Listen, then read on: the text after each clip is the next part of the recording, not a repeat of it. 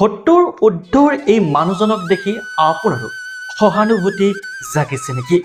70 ঊৰ্ধ্বৰ এই ককাজনক দেখি আপোনাৰো মৰম জাগিছে নেকি? তেনেহ'লে আপুনি সম্পূৰ্ণৰূপে ভুল। কিয়নো এই 70 ঊৰ্ধ্বৰ বৃদ্ধজনে এনে এটা জঘন্য কাম কৰিলে আপুনি হয়তো সপোনতো কল্পনা কৰিবই নোৱাৰিব। ককা বয়সীয় এগৰাকী বৃদ্ধ, কোনে ভাবিছে যে এনে এটা জঘন্য কাম কৰিব বুলি? আপোনাৰ কন্যা সন্তানগৰাকী যিমানেই সৰু নহওক কিয়, সেয়া লাগিলে 2 বছৰীয়া কেঁচুৱাই নহওক, আপুনি কেতিয়াও অকলশৰে কাৰোৱে হাতত এৰি থৈ নাযাব, নহ'লে আপোনাৰ জীৱনতো হ'ব পাৰে এক ভয়ংকৰ বিপদ।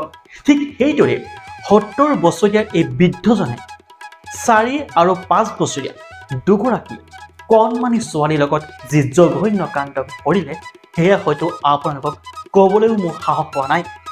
এই বৃদ্ধজন অসমৰ নহয়, বিহাৰৰ পৰা বিশেষ কামৰ সূত্ৰে অসমলৈ আহিছিল।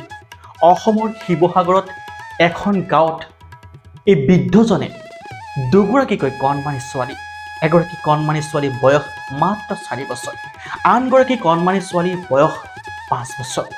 দুয়োগৰাকী কণমানিৰ লগত এনে জঘন্য কাম কৰিলে সেয়া হয়তো ক'বলৈও ভাষা নাই।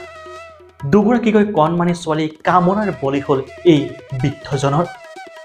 আপুনি হয়তো কল্পনাই কৰিব নোৱাৰিব, ককা বয়সীয়া এজন বৃদ্ধই কিদৰে নিজৰ নাতিনী বয়সীয়াৰ দুগৰাকীকৈ আলফলীয়া পোনে উঠি অহা কণমানি ধৰ্ষণ কৰিব পাৰে। শিৱসাগৰত এই ঘটনাক কেন্দ্ৰ কৰি সমগ্ৰ শিৱসাগৰৰ লগতে অসম কঁপি গৈছে। ইতিমধ্যে আৰক্ষীয়ে গ্ৰেপ্তাৰ কৰিছে এই লম্পটটোক।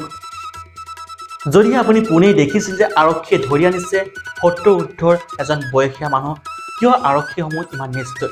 কিন্তু আপুনি ভুল, কাৰণ আৰক্ষীয়ে যি কৰিছে শুদ্ধ কাম কৰিছে, ভাল কাম কৰিছে। কিয়নো এই বৃদ্ধজনে এই বয়সত হৰিনাম লোৱা বয়সত যি জঘন্য কাণ্ড কৰিলে, তেওঁ শাস্তি হয়তো ফাঁচীতকৈ অধিক। সমগ্ৰ শিৱসাগৰতে এতিয়া উত্তাল প্ৰতিবাদৰ সৃষ্টি হৈছে।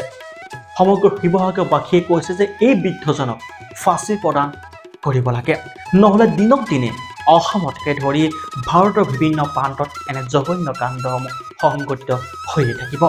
সঁচাকৈ অতি হৃদয় বিদাৰক ঘটনা। উঠি আহোঁতে পখিলাৰ খেদা বয়সতে দুগৰাকীকৈ কণমানিক সম্পূৰ্ণৰূপে ধ্বংস কৰি পেলালে এই 70 ঊৰ্ধ্বৰ বৃদ্ধজনে। যিমান পাৰে সিমান এই ভিডিঅ'টো শ্বেয়াৰ কৰক আৰু আপোনালোকৰ নিজা মতামতসমূহ দিবলৈ নাপাহৰিব। ভিডিঅ'টো শেষলৈকে চোৱাৰ বাবে সকলোকে ধন্যবাদ জনাইছোঁ। চাই থাকিব শংকৰজিৎ ক্ৰিয়েশ্যন, পুনৰ লগ পাম নতুন খবৰৰ সৈতে, নতুন বাতৰিৰ সৈতে। ধন্যবাদ। জয় অসম।